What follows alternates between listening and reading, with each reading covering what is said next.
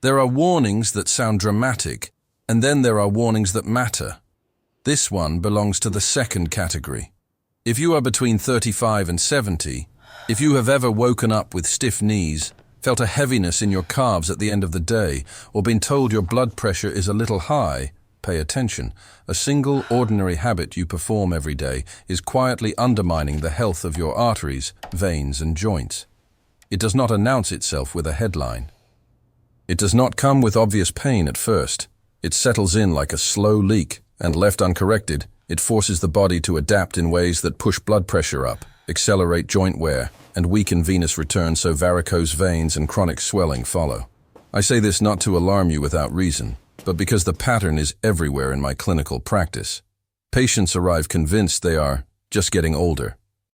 They present the same constellation of complaints: fluctuating blood pressure readings, morning stiffness that lasts longer than it should, restless legs, and a progressive sense that their lower limbs ache more after a day spent at a desk or behind the wheel. Too often, the first conclusion offered, and accepted, is that this is inevitable. Yet inevitability is not the same as irreversibility. In fact, a surprisingly small change, when correctly targeted, can halt and begin to reverse the forces that have been stealthily eroding cardiovascular and musculoskeletal health. What I am about to tell you is simple enough to be practical and specific enough to be effective. I will not drown you in technical jargon, but I will be precise. The habit in question alters blood flow patterns, promotes low-grade inflammation, and disrupts the delicate balance of pressure and return that healthy veins, joints, and arteries depend on. Those three systems, circulation, joint integrity, and blood pressure regulation, are not independent compartments. They live in the same physiological neighborhood. When one suffers, the others feel the consequences. This video will do three things. First, it will show you how to recognize the subtle early signals your body may have been sending for months or years. These signals are not trivia, they are clinical clues. Second, it will explain, in clear and verifiable terms, why this single behavior produces effects that spread through the cardiovascular and musculoskeletal systems. I will describe the mechanism in plain language so the connection stops feeling mysterious and starts making sense. Third, and most importantly, I will give you an actionable, science-grounded approach to correct the habit. One that does not rely on miracle cures or expensive devices, but on practical changes you can implement today and sustain for the long term. Before I reveal the habit itself, understand this. The body is a system of flows. Blood must reach tissues, remove waste, and return. Joints require lubrication and nutrients delivered by circulation. Arteries must flex and adapt. The cells that line them respond to the mechanical and chemical environment. A habit that stalls flow or raises systemic stress produces a cascade of small insults. Over months, those insults accumulate into measurable disease. We will examine this cascade carefully because knowing the steps makes the reversal possible. I also want to be clear about what I will not do. I will not promise instant cures or suggest that every case of high blood pressure or joint pain is explained entirely by this habit. Medical conditions are multifactorial. Genetics, long-standing metabolic conditions, medications, and past injuries all matter. But what I can say with confidence, from clinical observation and from the principles of vascular and musculoskeletal physiology, is that correcting this one habit often produces outsized benefits. Lower resting blood pressure, less joint stiffness, reduced swelling, and a real improvement in daily function and comfort. Finally, let me address the tone. This is not about blame. It is not about moralizing the choices you or someone you love may have made. Most of these behaviors were adaptations to modern life. Longer working hours at desks, commutes that replace walking, chairs that reward us for staying put. The goal here is pragmatic, to identify the behavior, to explain exactly how it harms the body, and to offer a corrective that fits into the realities of daily life. We will be precise, compassionate, and practical. Her name is Maria. She is 62, retired, the kind of woman who never ignored her health. She went for yearly checkups, took her prescribed blood pressure medication, and believed that aging simply meant slowing down. Yet every few months she would return to her doctor's office saying the same thing. My legs feel heavy at the end of the day. My knees ache when I stand up, and sometimes my head feels like it's under pressure. Her readings told the story. Her blood pressure was creeping upward, her joints were stiffer, her veins more visible. Each time the medication was adjusted slightly, and she was advised to take it easy. Taking it easy, however, was precisely the problem. Maria spent her mornings reading the newspaper, afternoons watching television, and evenings crocheting. Hours passed with her seated. She believed rest equaled recovery, but the body does not interpret stillness that way. When we sit for prolonged periods, circulation slows dramatically.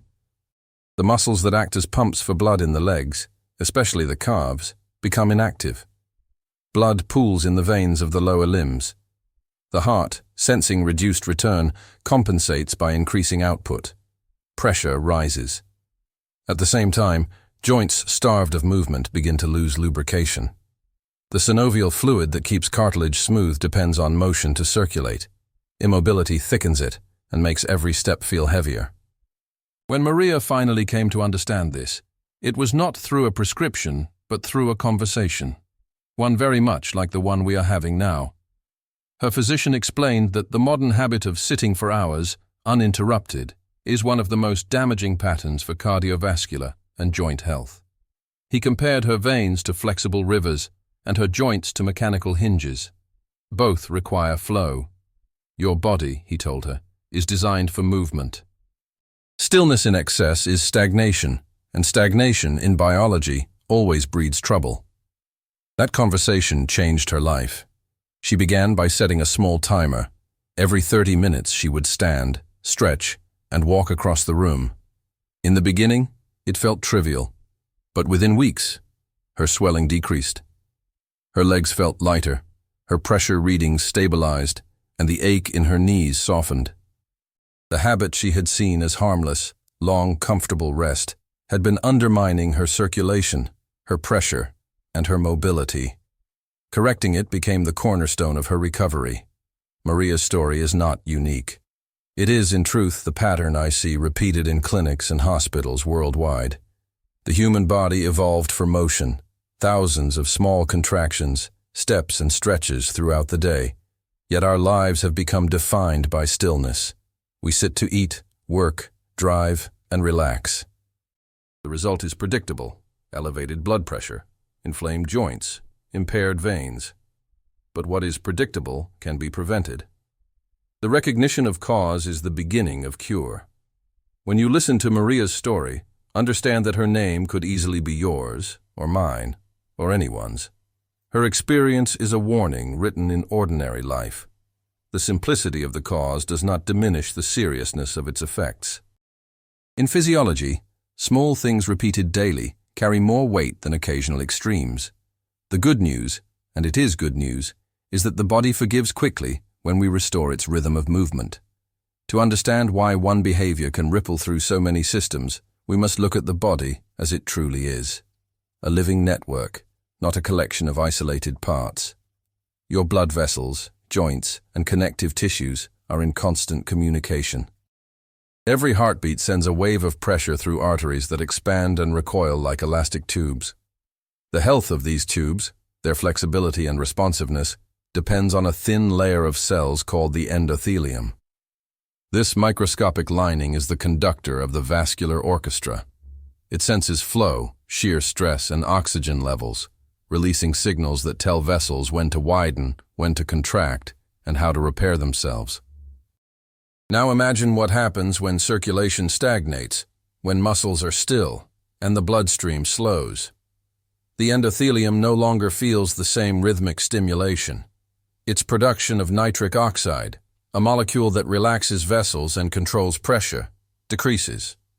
Without adequate nitric oxide, arteries stiffen slightly, raising resistance to blood flow.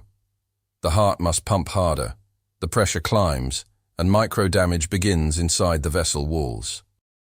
Over time, this sets the stage for hypertension. Meanwhile, down in the joints, a related drama unfolds. Cartilage has no direct blood supply. It depends on the movement of surrounding tissue to deliver nutrients and remove waste. Every step, every bend of the knee or ankle, acts as a pump. When that pump stops, cartilage becomes undernourished, inflammation begins, and pain follows. So the same stillness that raises your pressure also dries and stiffens your joints. And what of the veins, the long, low-pressure highways that return blood to the heart? They rely on a series of one-way valves and on the squeezing action of leg muscles. Each time you contract those muscles, you push blood upward. Sit too long, and the valves face a constant column of pressure. They stretch, leak, and lose efficiency. This is how varicose veins form, how swelling appears around the ankles, and how chronic heaviness becomes the daily price of comfort. Understanding this triad, arteries, joints, veins, transforms the way we think about aging. These systems are not failing because of the number on your birthday cake. They are responding to the environment you create for them.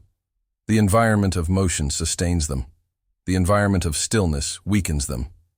Yet despite the apparent complexity, the remedy begins with one principle: restore flow. You do not need to become an athlete. You need to reintroduce the natural rhythm of movement into your hours, standing up, stretching, flexing the ankles, taking short walks. These actions are the language through which you tell your body, I am alive, keep the rivers moving. It is a message the endothelium understands instantly. Within days of regular movement, nitric oxide production rises, arteries relax more easily, blood pressure lowers, and joints begin to recover their lubrication. Veins, relieved of the constant downward pressure, start to return blood more efficiently.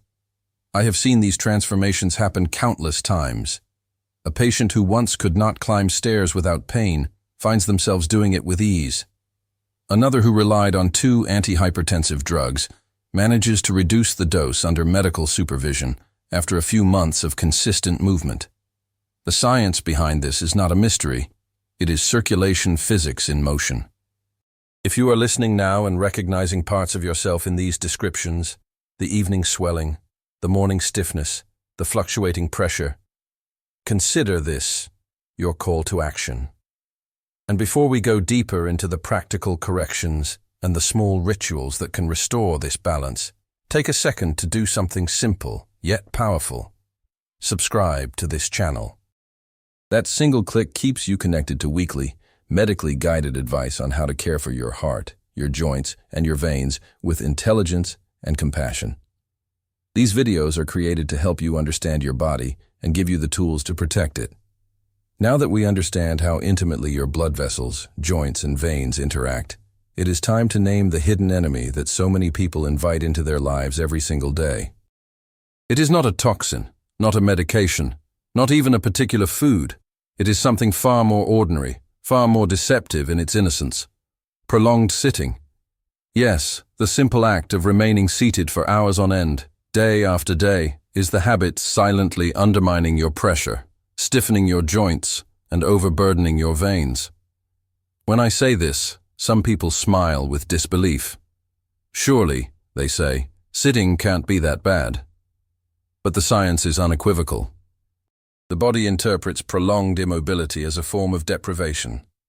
Blood moves sluggishly through the lower extremities, oxygen delivery declines, and the vessels that should expand and contract dynamically begin to lose their flexibility.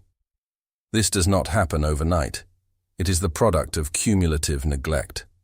For every hour spent in a chair, the pressure within your veins gradually increases, the arteries become less responsive, and the muscles that assist your circulation grow weaker.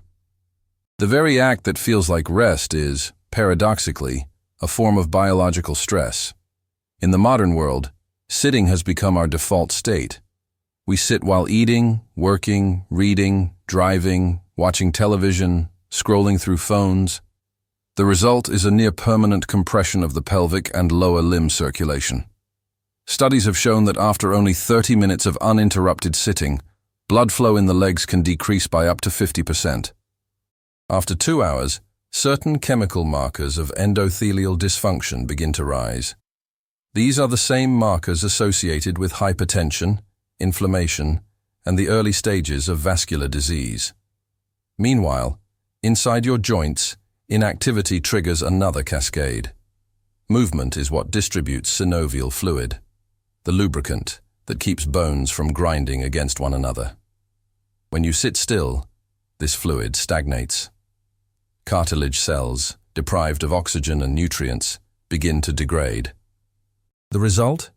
That familiar stiffness when you stand up after a long rest, the creak in your knees, the dull ache that makes you hesitate before climbing stairs. It is not simply old age. It is a direct consequence of immobilization. The veins suffer even more. Veins are low-pressure vessels that depend entirely on muscular contractions to return blood to the heart. When those contractions stop, gravity wins. Blood pools, valves stretch, and the once efficient system begins to leak. Over time, this creates varicose veins, swelling, a feeling of heaviness, and even, in severe cases, small clots that can become dangerous. What begins as comfort ends as damage. But here is the encouraging truth. This is one of the most reversible forms of harm the body endures. Unlike genetic disorders or structural defects, circulation-related stiffness responds quickly to the reintroduction of movement. Within a matter of days, your vessels regain their rhythm, your joints begin to feel looser, and your legs grow lighter. The secret is not in doing more, but in doing something, and doing it often enough that stillness never has time to take hold. When I tell patients this, I can almost see the disbelief fade into curiosity. They begin to imagine the moments in their day where they could add movement, standing while talking on the phone, walking for 2 minutes after every cup of coffee, stretching between tasks. These micro-movements are not trivial.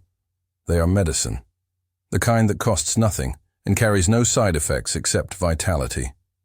If you have spent years seated for work or comfort, do not feel guilty. Feel empowered. Your body remembers movement. It remembers flow. It will respond the moment you decide to interrupt stillness. The transformation begins not with a marathon, but with a step. Before the damage becomes visible, the body whispers. The first signs that your circulation and joints are struggling often appear subtle, almost dismissible. You notice your shoes feel tighter by evening. You rub your calves without thinking, sensing heaviness that wasn't there in the morning. When you stand after sitting, your knees hesitate, as if negotiating a truce with gravity. You wake occasionally at night with tingling feet or restlessness that makes you shift positions again and again. These are not random annoyances. They are early messages from your vascular system and joints, asking for attention. The sensation of pressure behind the eyes or in the temples is another such sign.